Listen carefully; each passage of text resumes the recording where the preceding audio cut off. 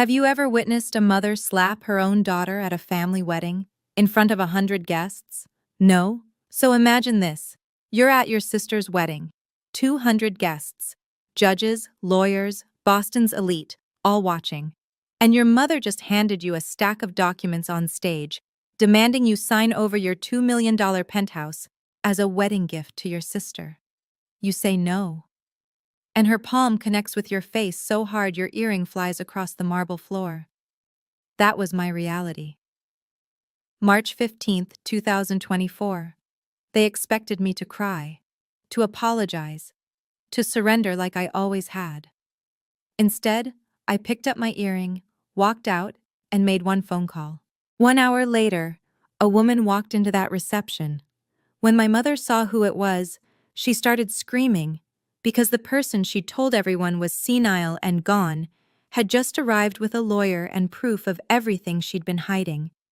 Before I continue, please like and subscribe, but only if this story truly resonates with you. Now let me take you back 3 years to where this all began. The call came on a Tuesday evening in March 2021. I was sitting in my studio apartment in Somerville, eating leftover pad thai and reviewing blueprints for a client's kitchen renovation, when my grandmother's name lit up my phone screen. "Paige, sweetheart," Eleanor Harrison said, her voice steady as it had always been. "I need to tell you something, and I need you to listen carefully." My grandmother had been a professor at Harvard Law School for 31 years before retiring. She didn't waste words. So when she told me she was updating her will and leaving me the penthouse at 150 Seaport Boulevard, the one she'd purchased in 2015 for $1.8 million, now valued at over $2 million, I set down my chopsticks and listened. "Why me?" I asked. Not because I didn't want it, because I genuinely didn't understand. "Because you're the only one who visits," she said simply. "Every Sunday for 10 years, Paige, while your mother sends Christmas cards and your sister sends nothing at all. You bring me tulips because you remember they're my favorite. You sit with me when I have nothing interesting to say." I felt tears prick my eyes. "Grandma, the paperwork will be finalized next month. Marcus Webb is handling everything. He's been my attorney for 20 years. She paused. "Your mother will not be pleased." That, as it turned out, was the understatement of the decade. The news leaked to my family within weeks. I still don't know how. Maybe someone at Marcus's firm mentioned it to someone who knew someone. Boston's legal community is smaller than people think. All I know is that by April 2021, my mother had organized what she called a family discussion at her $4 million home in Beacon Hill.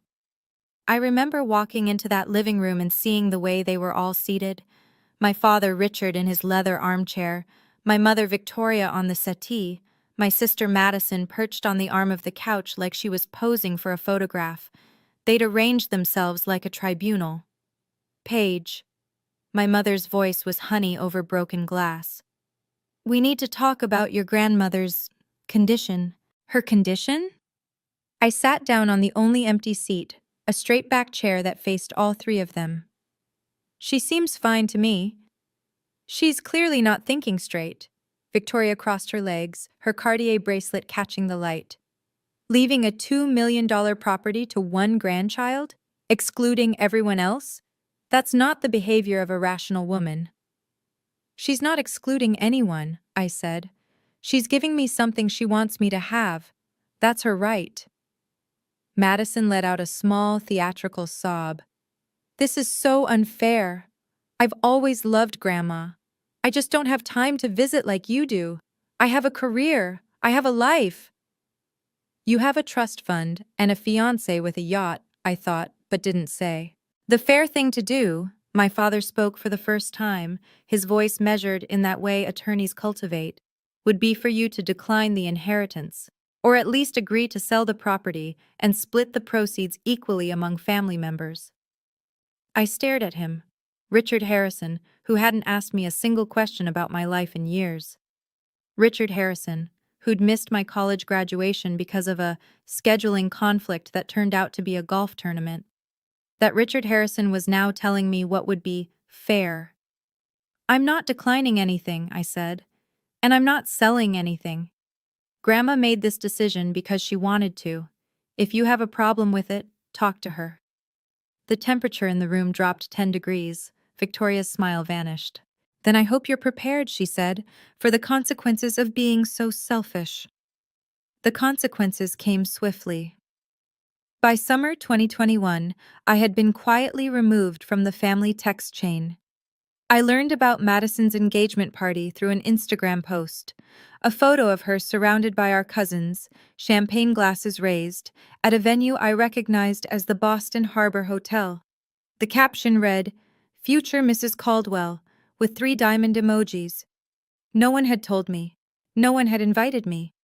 When I asked my mother about it, she said, "Oh, we assumed you wouldn't want to come. You've been so busy with your little decorating business." My little decorating business was a licensed interior design studio with 12 active clients and revenue that had doubled in the past year. But to Victoria Harrison, anything that wasn't a law degree or a wealthy husband was just a hobby. The worst part wasn't the exclusion, it was what came with it. The stories Victoria began telling anyone who would listen. Paige manipulated my mother, I overheard her say at a neighborhood gathering I'd shown up to uninvited. Visited her constantly, turned her against the family. You know how vulnerable elderly people can be. She painted me as a predator, a schemer, the ungrateful daughter who'd exploited a confused old woman for profit. And through all of it, I never once corrected her publicly. I never made a scene. I thought if I stayed quiet, if I just kept my head down, eventually the storm would pass. I didn't understand yet that silence was exactly what she was counting on. What I also didn't understand was why Grandma Eleanor had moved into Brookhaven Senior Living in late 2021, a luxury facility in Wellesley that cost $12,000 a month.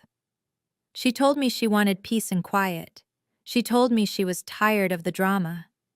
But sometimes when I visited her on Sundays, I caught something in her eyes, a flicker of something that looked almost like fear. "Grandma," I asked once, "did something happen? Between you and Mom?" She looked out the window at the manicured gardens for a long moment. "Some things are better left alone," she finally said. "At least for now." I let it go. I shouldn't have.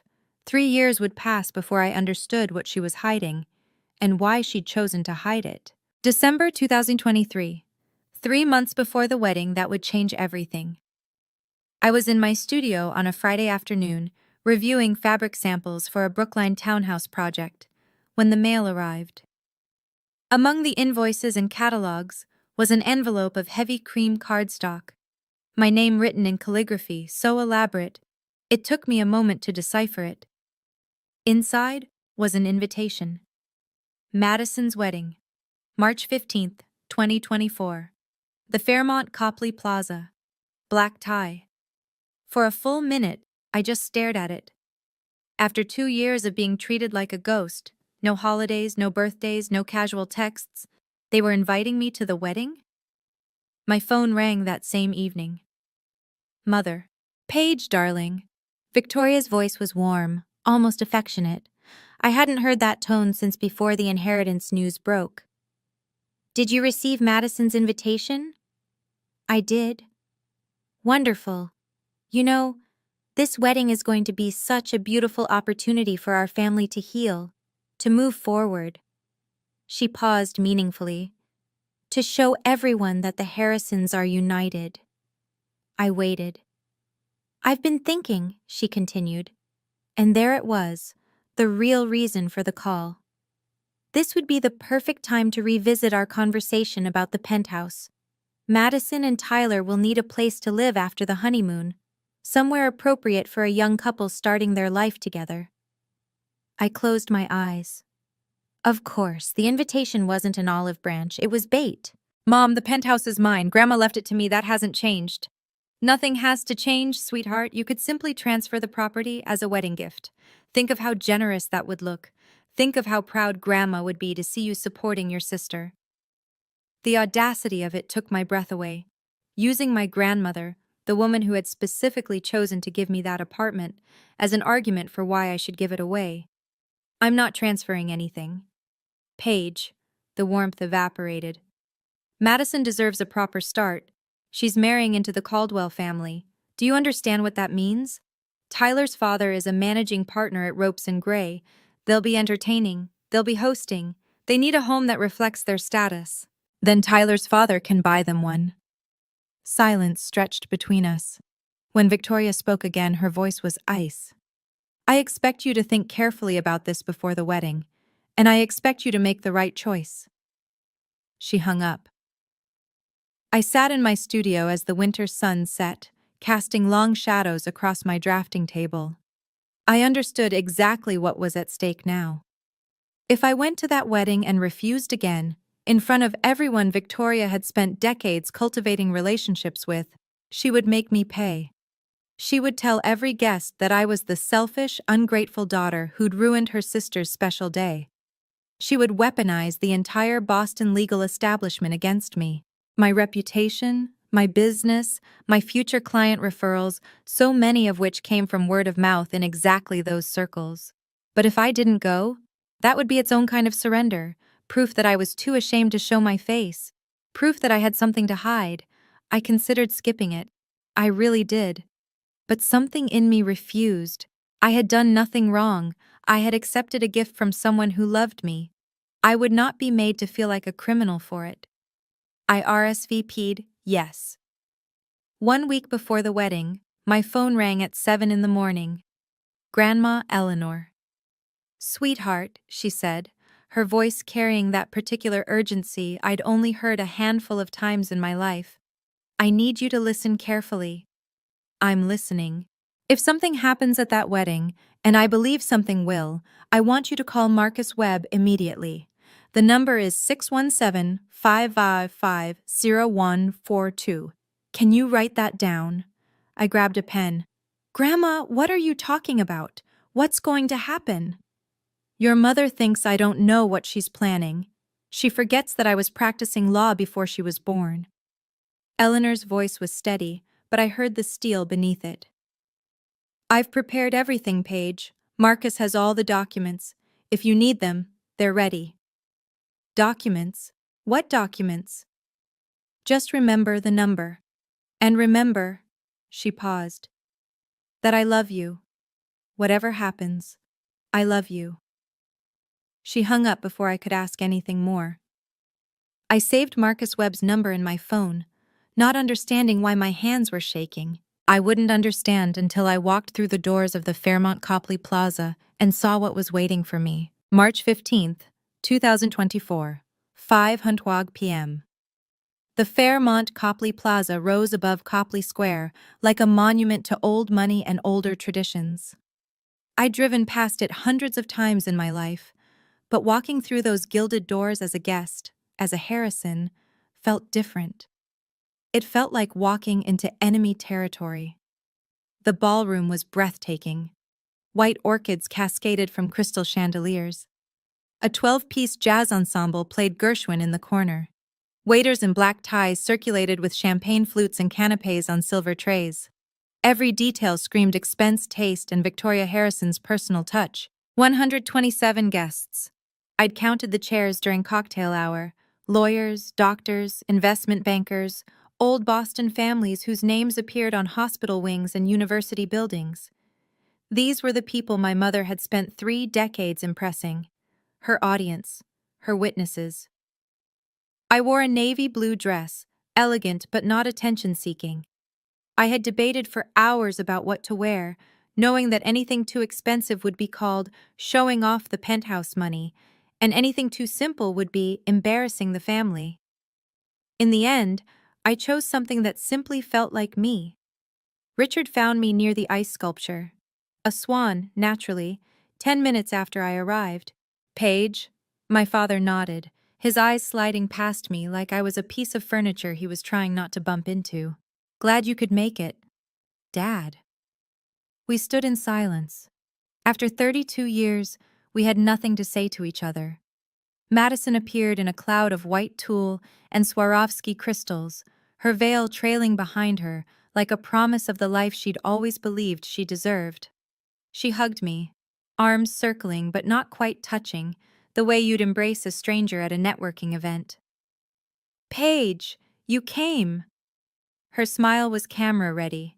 Perfect teeth, perfect makeup, perfect performance. Of course I came. You're my sister.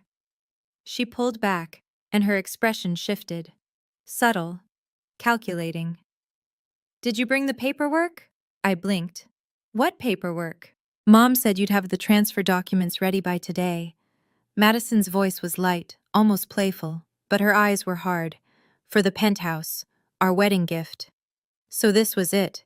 They'd already decided among themselves that I would comply. The invitation, the phone call, the reconciliation theater, all of it was just a prelude to this moment.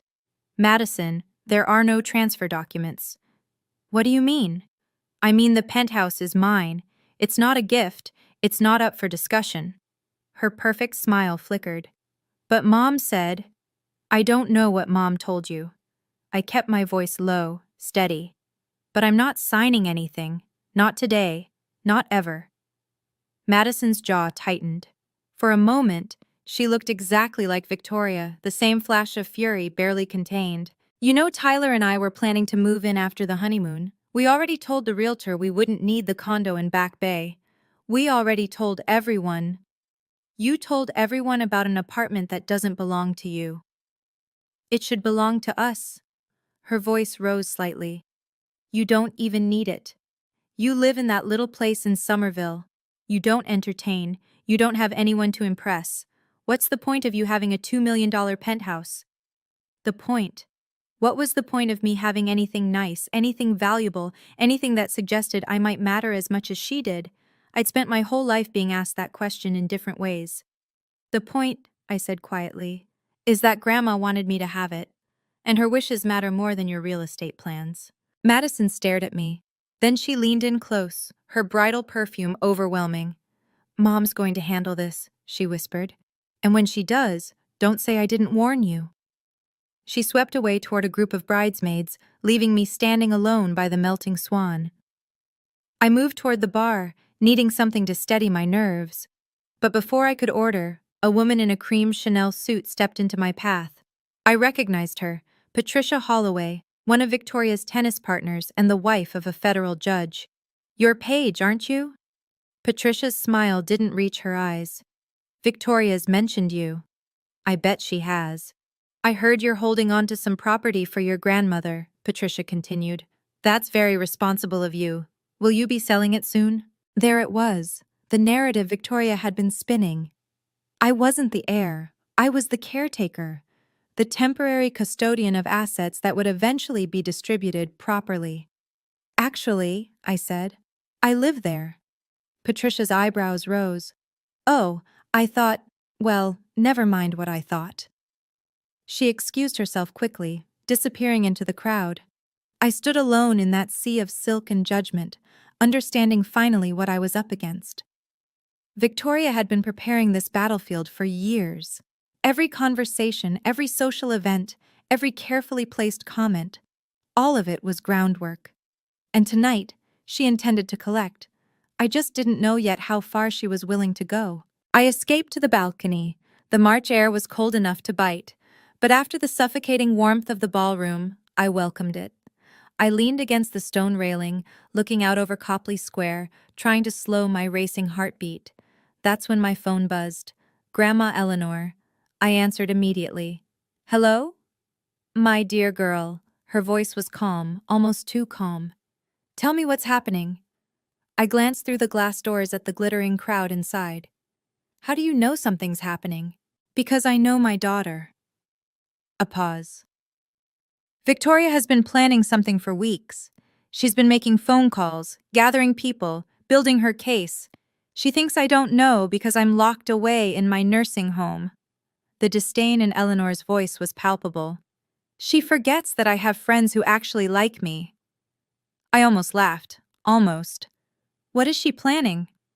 I don't know exactly, but I know it will happen tonight while she has her audience. That's how Victoria operates. She needs witnesses. She needs people to validate her. Eleanor's voice softened. Paige, do you remember the number I gave you? Marcus Webb's number? I have it saved. If anything happens, Anything at all, call him immediately. He's expecting your call. He has everything ready. I pressed my back against the cold stone. Grandma, what is everything? What are you not telling me? Silence stretched across the line. 6 months ago, Eleanor finally said, your friend Daniel came to visit me. Daniel Reeves. We'd been friends since freshman year at BU. He was a reporter now, working the investigative desk at the Boston Globe. He'd mentioned a few months back that he was looking into some irregular real estate transactions in the area, but I hadn't connected it to anything specific. He came to visit you? Why? Because he found something strange, a property sale in 2020, a house in Cape Cod that belonged to me, a house I never sold. My breath caught. What do you mean you never sold it? I mean exactly that. Your mother sold it.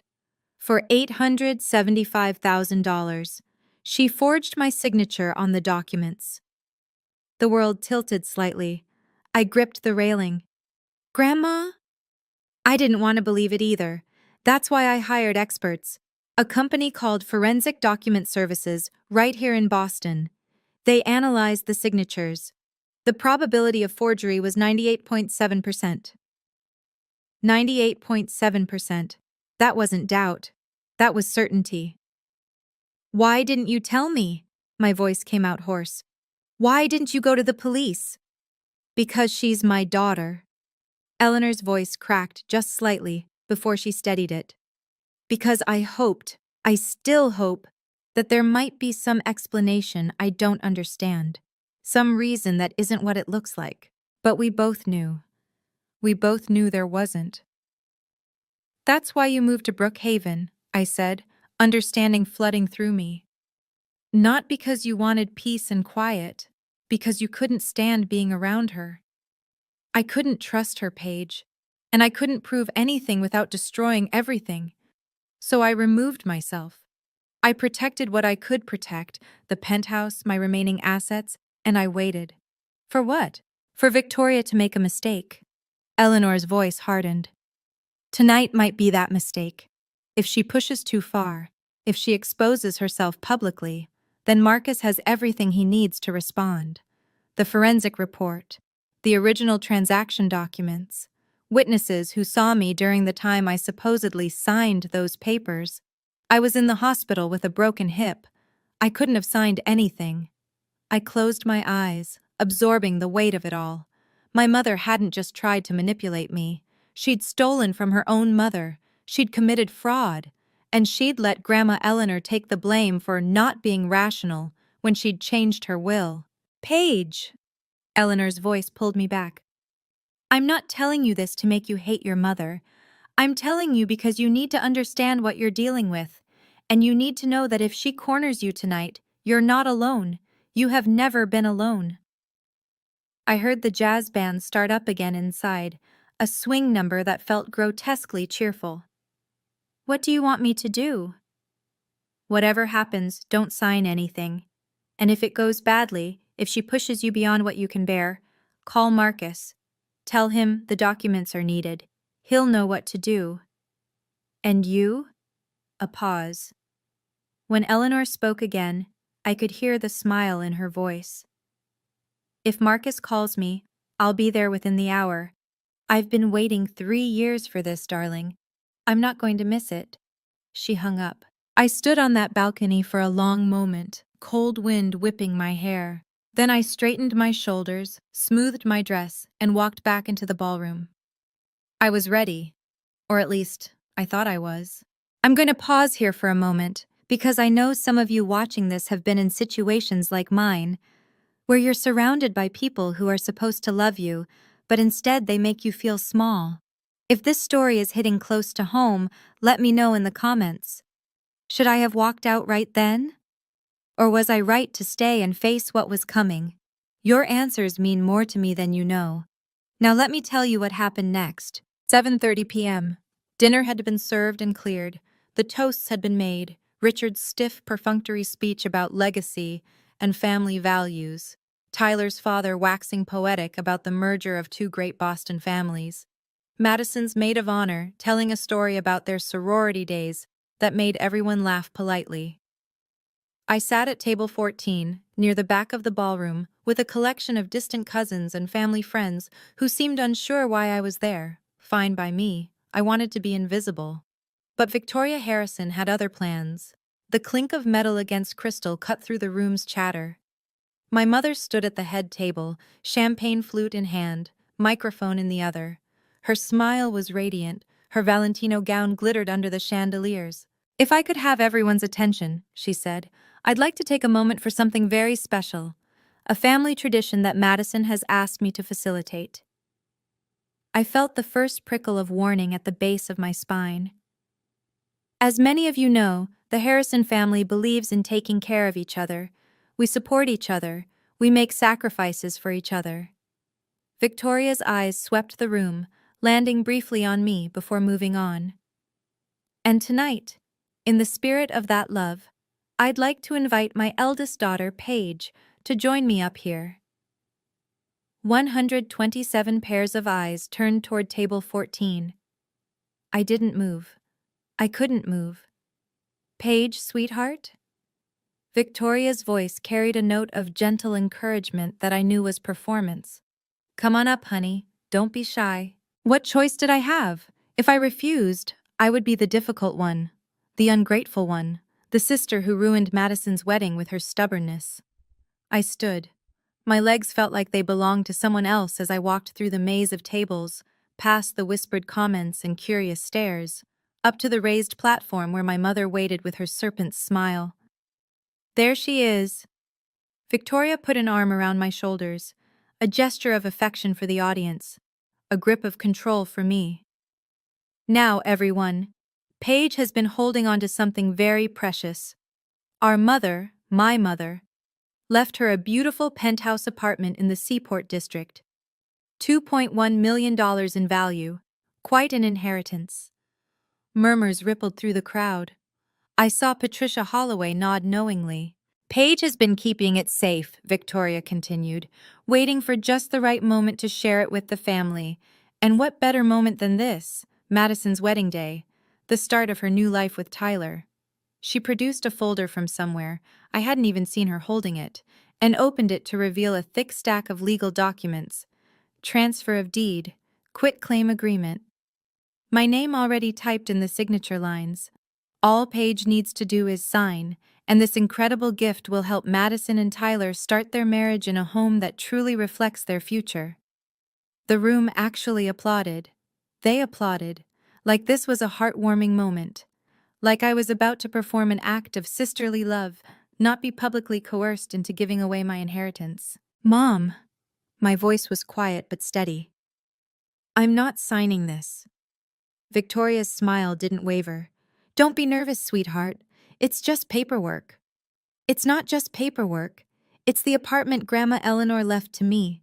Not to Madison, not to the family, to me." The applause died. The silence that replaced it was deafening. "Paige." Victoria's grip on my shoulder tightened. Her voice dropped, but the microphone still carried it. "Let's not make this difficult. I'm not making it anything. I'm telling you no." Madison appeared at the edge of the platform, her face a mask of wounded innocence. "Paige, you're really going to do this? On my wedding day?" "Madison, I didn't ask to be called up here. I didn't ask to be put on display. You all set this up without even asking me." "Because we knew you'd be selfish," Madison spat. "We knew you'd choose that stupid apartment over your own family." "The apartment isn't stupid when you want to live in it." Tyler's father coughed uncomfortably. A waiter near the kitchen doors looked frozen in place, tray suspended in air. This was not the elegant evening anyone had envisioned. Victoria's composure finally cracked. Her face reddened. Her voice rose. "You ungrateful child." The microphone amplified every syllable. "After everything we've done for you, after we raised you, educated you, supported your little business, you can't do this one thing for your sister? You didn't support my business, you've never even been to my studio, and you didn't raise me. Grandma did, every summer, while you were at conferences and galas and anywhere else that wasn't home. Gasps scattered through the audience. I'd said too much, I knew it, but I couldn't stop. The penthouse is mine because Grandma wanted me to have it, because I was there, because I cared. And no amount of public humiliation is going to change that. Victoria's hand moved so fast I didn't see it coming. The slap connected with my left cheek, hard enough to snap my head sideways. My silver earring, the one Grandma Eleanor had given me for my 30th birthday, flew off my ear and bounced across the marble floor with a sound like a small bell. The room went absolutely silent. For a moment I stood perfectly still, my cheek burned, my vision blurred. I could feel every eye in that ballroom boring into me, waiting to see what I would do. What I did was breathe. I bent down. I picked up the earring. It was slightly bent but not broken. I straightened it carefully, methodically, and put it back on my ear. Then I looked at my mother. "That's the last time you touch me," I said. My voice didn't shake. I was proud of that. I turned and walked off the platform, through the tables, past the whispers and the stares and the jazz band that had stopped playing mid-note, out the double doors of the ballroom and into the lobby. I didn't run. I didn't cry. I found a quiet corner near the concierge desk, pulled out my phone, and dialed the number I'd saved a week ago. It rang once. Marcus Webb's office. "This is Paige Harrison," I said. My voice was calm, steady, certain. "Please tell my grandmother that the documents are needed." "Understood, Miss Harrison. She'll be there within the hour." I hung up, and then I sat down on a velvet bench, touched my stinging cheek, and waited. 1 hour, that's all I needed. 1 hour until everything changed. 8:45 p.m. I was still on that velvet bench when the main doors of the Fairmont Copley Plaza opened and my grandmother walked in. Eleanor Harrison was 78 years old. She moved with a cane now, her gait slower than I remembered from my childhood. But everything else about her radiated the same formidable presence that had made her one of the most respected professors at Harvard Law for 3 decades. She wore a gray cashmere coat over a simple black dress. Her silver hair was pinned back elegantly, and beside her walked Marcus Webb, mid-40s, wire-rimmed glasses, charcoal suit, carrying a leather briefcase that looked like it contained the weight of the world. "Grandma." I stood up, and for a moment my composure cracked. "You came." She crossed the lobby and took my face in her hands, examining my cheek with eyes that missed nothing. "She hit you." "Yes." Eleanor's jaw tightened. Then she kissed my forehead, gently, the way she had when I was a child and had fallen off my bicycle. "Then let's finish this," she said. We walked into the ballroom together. The wedding was in chaos, clusters of guests huddled in conversation, their champagne forgotten. Madison was crying, actually crying this time, while Tyler and his parents hovered nearby, looking mortified. Victoria stood near the head table, gesturing emphatically to Richard, who seemed to be trying to calm her down. No one noticed us at first. Then someone gasped. Then someone else. And then Victoria turned and saw her mother walking toward her across the marble floor. "Mom?" The word came out strangled. Victoria's face went white. "What are you? How are you?" "I'm here for my granddaughter's wedding," Eleanor said. Her voice carried across the suddenly silent room. "I wasn't invited, of course, but I decided to come anyway. I hope Madison doesn't mind." Madison, mascara streaming down her cheeks, could only stare. "What is this?" Victoria's voice rose. "What are you doing here?" "I'm doing what I should have done 3 years ago." Eleanor stopped about 10 feet from her daughter, close enough for everyone to hear. "I'm telling the truth." She turned to face the assembled guests. 127 people, many of them lawyers and judges and professionals, who understood exactly what was about to happen. "My name is Eleanor Harrison. I was a professor of law at Harvard for 31 years. I am of sound mind, and I am here to confirm that the penthouse at 150 Seaport Boulevard, the property my daughter has been publicly demanding my granddaughter surrender, was left to Paige Harrison in my will, dated June 14th, 2019. That will is legal, valid, and enforceable. There are no other claims to that property. Marcus Webb opened his briefcase and withdrew a document. This is a certified copy of Mrs. Harrison's will, notarized and filed with the Suffolk County Probate Court. I've been her attorney for 23 years and can attest to its authenticity. Victoria's face contorted. This is absurd. Mother, you're confused. You don't understand what you're saying. I understand perfectly. Eleanor's voice was ice. What you don't understand is that I've been watching you.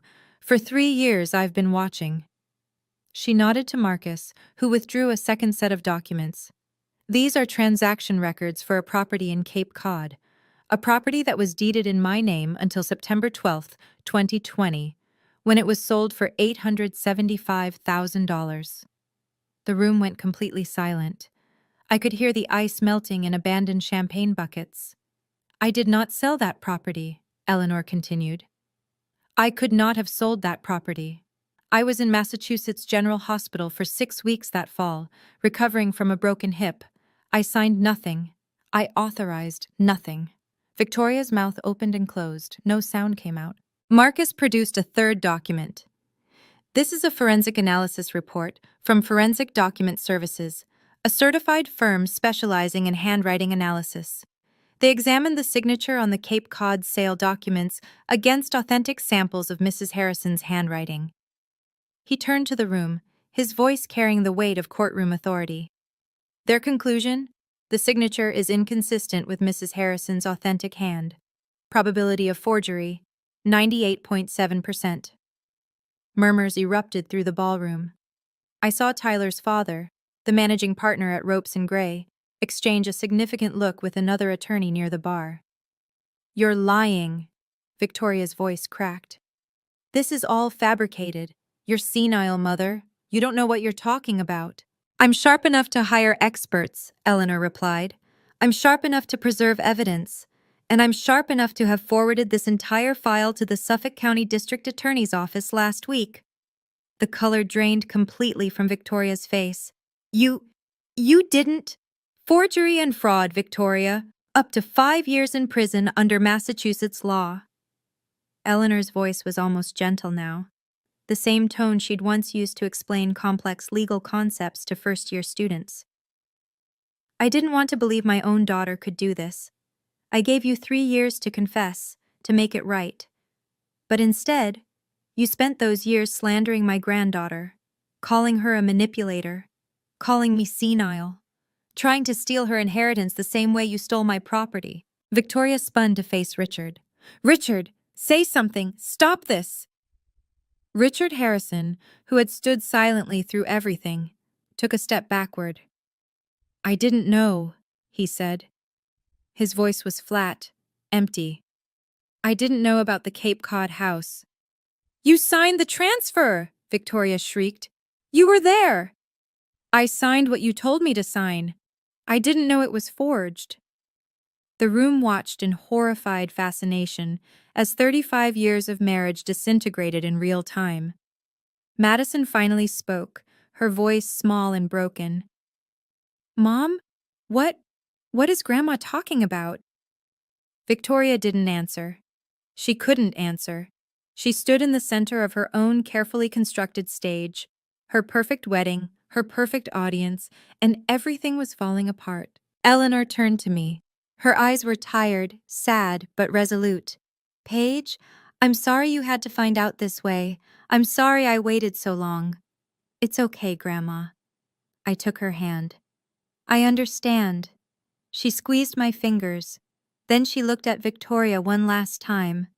You lost me the day I discovered what you'd done. Tonight, everyone else just got to see the truth. She paused. I hope someday you find it in yourself to take responsibility, but I won't hold my breath. She turned toward the exit. I walked beside her. Behind us, I heard Victoria start screaming. Incoherent denials, accusations, demands that someone do something. I heard Tyler's parents say something sharp and final to Madison. I heard the murmur of the crowd crescendo into a roar of gossip and speculation. But I didn't look back. Not once. I need to pause here for a second. When I walked out of that ballroom with my grandmother, I wasn't thinking about revenge. I wasn't thinking about winning. I was just thinking about how much time we'd lost, and how grateful I was that we still had some left. If you've ever had someone in your life who believed in you when no one else did, drop their name in the comments. They deserve to be celebrated. And if you want to hear how this all played out, make sure you're subscribed. Back to the story. We made it to the lobby before Tyler caught up with us. I heard his footsteps first, the quick, sharp click of expensive dress shoes on marble. I turned, expecting anger, maybe threats. What I saw instead was calculation. Mrs. Harrison, Tyler Caldwell addressed my grandmother directly, not even glancing at me. I think we should talk about this privately. There may be some misunderstandings that can be cleared up. Eleanor regarded him with the same expression she probably used on particularly dim-witted law students. There are no misunderstandings, Mr. Caldwell. But surely the whole Cape Cod situation, families have disputes. Paperwork gets complicated. If we could just sit down with the lawyers. The paperwork was forged. My daughter committed fraud. Those aren't disputes, they're crimes. Tyler shifted his weight, and I watched his mask slip. Underneath the polished veneer, I glimpsed something desperate. The penthouse, then. Madison mentioned that you might be reconsidering your will. Given the circumstances, the wedding, the new family, perhaps there's a way to… Mr. Caldwell. Eleanor's voice cut like surgical steel. I'm not reconsidering anything. The penthouse belongs to Paige. It will continue to belong to Paige. And if you're asking whether I'll give my remaining assets to a granddaughter who just married a man willing to beg at a ballroom door, the answer is no. Tyler's face reddened. For a moment, I thought he might say something ugly. Instead, Eleanor smiled. That particular smile that made courtroom attorneys nervous. You married the wrong Harrison, young man. And frankly, given what I've seen of your character tonight, Madison is welcome to you. She turned away from him without another word. Marcus Webb stepped forward, blocking Tyler's path. I'd advise you to return to your wedding, Mr. Caldwell. Anything you say now could be relevant to ongoing investigations. Tyler Caldwell, son of a managing partner at one of Boston's most prestigious law firms, suddenly looked very young and very scared. He retreated without another word.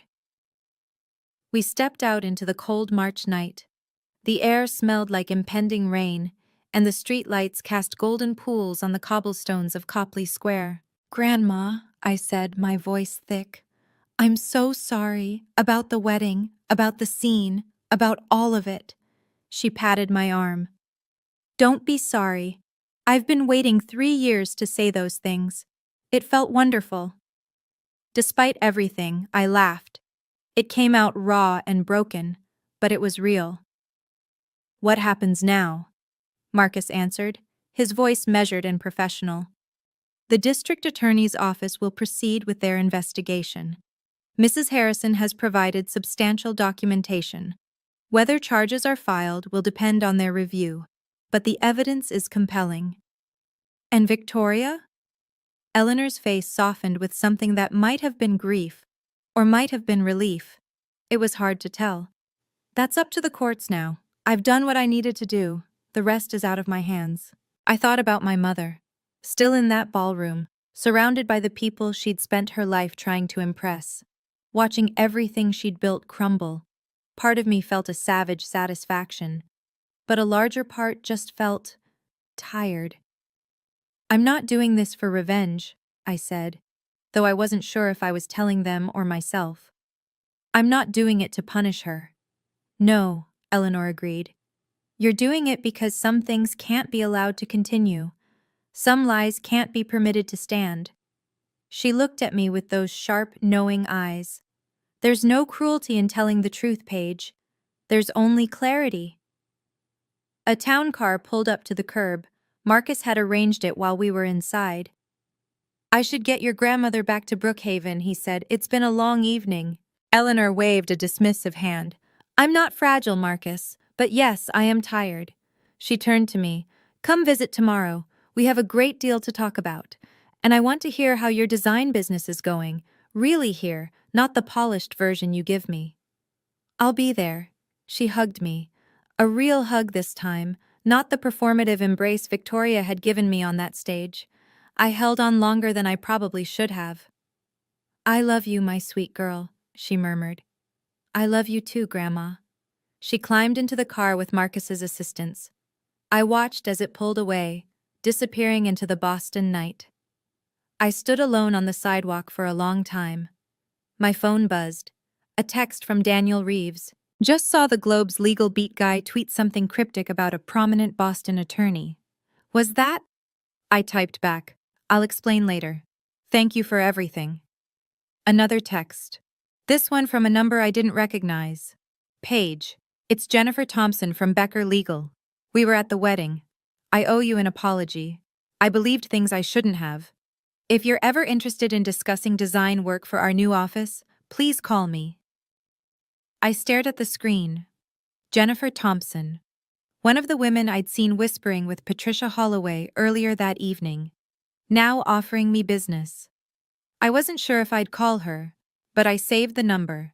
Then I put my phone away, pulled my coat tighter against the cold, and walked toward the parking garage. For the first time in 3 years, I felt like I could breathe. The fallout was swift and measured. 2 weeks after the wedding, Victoria Harrison was summoned to the Suffolk County District Attorney's Office for questioning regarding the Cape Cod property sale. The interview lasted 4 hours. When she emerged, according to what Marcus later told me, she looked 10 years older. Her attorney, a colleague from her tennis club who'd originally agreed to represent her, withdrew from the case within days, citing conflict of interest. The real reason, I suspected, was that he'd seen the evidence and wanted nothing to do with a losing battle. Or perhaps he'd heard from enough mutual friends that continuing to represent Victoria would damage his own standing in Boston's legal community. My father moved to a hotel on March 28th, the Ritz-Carlton, because even in crisis, Richard Harrison maintained appearances. He released a statement through a family friend stating that he was seeking space to process recent revelations and had no prior knowledge of any improper transactions. Whether anyone believed him was another matter. His signature was on the transfer documents alongside Victoria's. Claiming ignorance only worked if people were inclined to give you the benefit of the doubt, and after 30 years of standing silently beside his wife, Richard had used up most of his goodwill. Madison and Tyler postponed their honeymoon indefinitely. I heard from a cousin that Tyler's parents had concerns about the financial entanglement and wanted their son's legal exposure clarified before the couple traveled internationally. The dream of moving into my penthouse was, of course, dead. The social consequences unfolded more quietly, but with devastating precision. On April 3rd, Victoria received an email from Partners for Justice, the charity organization whose annual gala she'd co-chaired for 17 years. The subject line read, "Your invitation status has been updated." The body was brief and corporate. Due to circumstances requiring legal resolution, her involvement in the upcoming gala was under review pending further developments. Translation: she was disinvited. The Boston Bar Association opened an ethics inquiry after 2 attorneys who'd attended the wedding filed formal complaints. The complaints didn't allege anything Victoria had done to them, they alleged conduct unbecoming of an officer of the court. The investigation was ongoing. On April 10th, a small item appeared in the Boston Globe's Legal Beat column, written by a reporter I recognized from Daniel's newsroom. Boston area attorney under investigation for alleged document fraud in 2020 real estate transaction. The Suffolk County DA's office confirmed the investigation is active, but declined to comment on specifics. The attorney, whose name has not been released, is reportedly connected to a prominent Boston legal family. No names. But in a community as insular as Boston's legal establishment, no names were needed. Everyone knew within hours. I received 11 text messages that week from people I hadn't heard from in years. Some were apologies, some were expressions of support. A few were clearly fishing for gossip, which I ignored. The message that mattered most came from Jennifer Thompson at Becker Legal. She followed up her wedding night text with a formal email. Subject: sincere apologies and a professional inquiry page. I want to begin by apologizing properly. At the wedding, I made assumptions based on things Victoria had told me over the years. Watching what actually happened that night, watching how you handled yourself with such dignity under impossible circumstances, made me ashamed of my own credulity. I don't expect forgiveness, but I would like to offer something concrete. Our firm is renovating our conference floor, and we're looking for an interior designer who understands professionalism, discretion, and good taste. If you're interested, I'd love to discuss the project. Please let me know either way. And again, I'm sorry. Jennifer. I sat with that email for 3 days before responding. Part of me wanted to reject it, to refuse anything that came from Victoria's social circle. But another part recognized that Jennifer Thompson wasn't Victoria. She was someone who'd been lied to, who'd believed those lies, and who was now trying to make amends. I took the meeting. The project was substantial: a full redesign of 2 conference rooms and a reception area for a mid-sized law firm. Budget: $82,000. Timeline: 3 months. It was the largest contract I'd ever landed. By May, I'd received 2 more project inquiries from attorneys who'd been at the wedding. Word was spreading, not just about Victoria's downfall, but about my work. People who'd dismissed me as the Harrison daughter with the decorating hobby were suddenly curious about the Harrison daughter who'd stood her ground. I didn't trust all of them. I vetted every client carefully, asked pointed questions about how they'd heard about me, and turned down one project from someone who seemed a little too eager to pump me for information about Victoria's case. But slowly, carefully, I began to rebuild. Not just my business, my sense of who I was. The strangest development came in early May. I received a certified letter from a real estate attorney in Cape Cod informing me that the 2020 sale of Eleanor's property was under legal review and that the current owners had been notified of potential title defects. Marcus explained what this meant. If the original sale was voided due to fraud, the buyers might have claims against Victoria for the purchase price. The property itself could potentially revert to Eleanor's estate. It's complicated, he said, and it could take years, but the wheels are turning. Victoria Harrison, who had spent her life accumulating status and property and social capital, was watching it all slip away. I won't pretend I didn't feel some satisfaction in that, but mostly I felt something closer to peace. Justice wasn't about revenge. It was about the world finally recognizing what was true. June 2024. 3 months after the wedding. I'm sitting on the balcony of my penthouse, watching the sun set over Boston Harbor. The sky is streaked with orange and pink, and the water reflects it all like scattered jewels. It's the kind of evening my grandmother always loved. Big skies, quiet moments, a glass of wine, and nowhere to be. She's here now, in fact. Eleanor comes every Sunday. I pick her up from Brookhaven in the morning, and we spend the day together. Sometimes we go to the Museum of Fine Arts. Sometimes we just sit here, on this balcony, and talk. Today, we've been talking about my father. He called me, I tell her. Yesterday. She raises an eyebrow. And? He wanted to explain, to tell me his side of things. I swirl my wine. He says he didn't know about the Cape Cod house. He says Victoria handled all the paperwork, and he just signed where she told him. Do you believe him? I think about it. Really think. I believe he didn't ask questions, I finally say. I believe he chose not to know.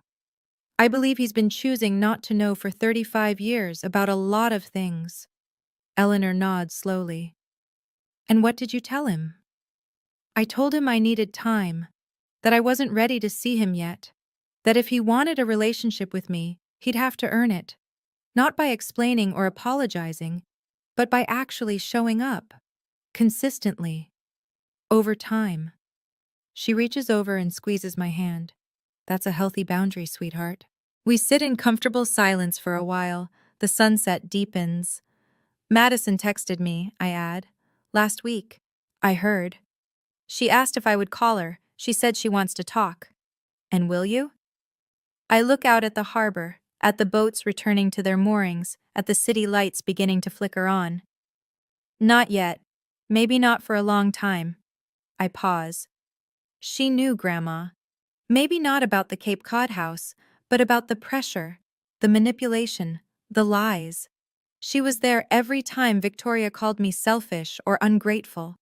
She never once defended me. She never once questioned what she was being told. That's true. If she wants to have a sister, she has to want to know the truth. She has to be willing to see who our mother really is. And I don't think she's there yet. I don't think she wants to be there. I take a breath. So I'm not closing the door forever. But I'm not opening it until she's ready to walk through it honestly. Eleanor smiles. A small, proud smile.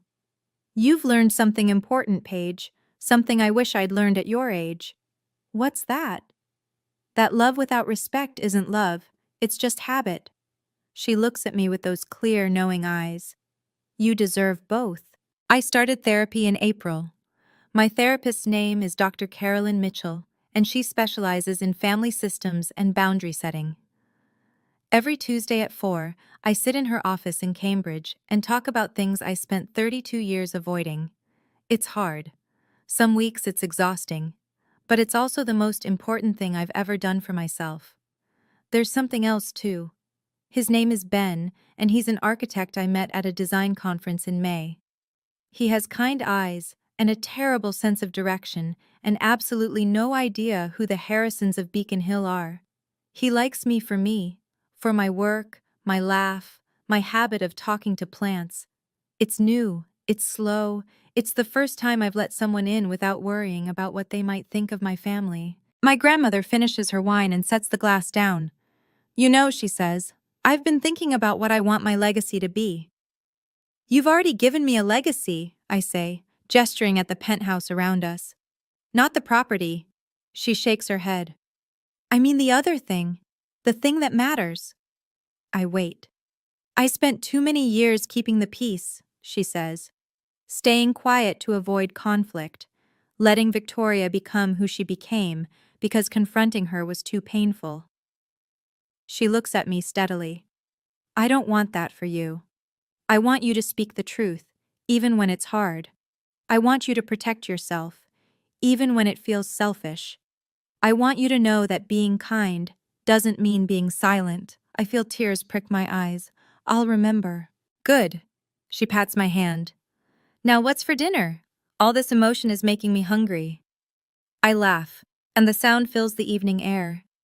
This is my life now. A penthouse that's really mine. A grandmother who loves me. A business that's growing. Boundaries that are firm. A future I'm building myself. One honest choice at a time. If you're watching this, maybe you're in a situation where your family expects you to sacrifice yourself for their comfort. Maybe you've been told that setting limits is selfish. Maybe you're wondering if you're allowed to want more. You are. You're allowed. Being kind to yourself isn't the opposite of being kind to others. It's the foundation. Thank you for staying until the end. And if this story resonated with you, if it reminded you that you deserve respect, that your boundaries matter, that truth is worth telling, leave a comment. Tell me your story. I want to hear it. Take care of yourselves. Thank you so much for watching my story all the way through. If it helped you remember that you're worthy of respect, that saying no doesn't make you a bad person, then this was worth telling. Please hit that like button and subscribe if you want more stories about boundaries, family, and finding your way. Check the description for more videos like this one. And until next time, remember, protecting your peace is not a crime, it's a necessity. Take care, I'll see you soon.